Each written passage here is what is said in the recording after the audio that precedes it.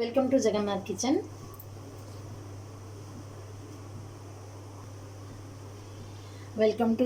Kitchen. పొనగంటి ఆకుతో రోటి పచ్చడి చూస్తున్నాను చూడండి. ఇది రోటి పొనగంటి ఆకు, పచ్చి చింతకాయ, పచ్చిమిర్చి అండి. వీటికి తగినంత నూనె వేసి ఉడికించుకుందామండి, చింతపండుతో సహా. ఉప్పు వేసుకున్నానండి.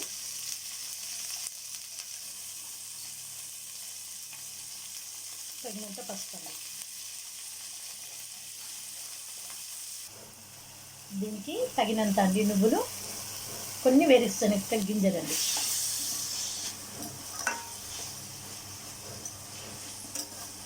ఈ రోటి పచ్చడి చాలా టేస్ట్గా ఉంటుందండి. చపాతీలోకి అయితే బ్రహ్మాండంగా ఉంటుంది. పొనగంటి ఆకు ఇలా మాగిపోయింది చూడండి. ఇప్పుడు అంటే ఉడికిపోయింది. ఇప్పుడు గ్యాస్ను కట్టేస్తున్నానండి. చల్లారిన తర్వాత మిక్సీ పట్టి చూపిస్తాను అండి. ఇక్కడ ఓకే, ఇంకో వేసుకుంటున్నానండి.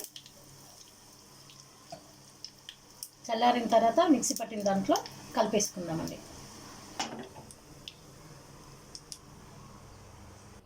రోటి పచ్చడి రెడీ అండి.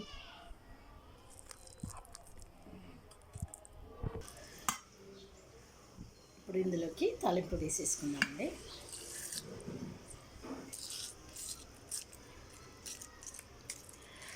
ఇది వారానికి ఒకసారైనా చేసుకొని తినండి. ఈ రోటి పచ్చడి చాలా బాగుంటుంది.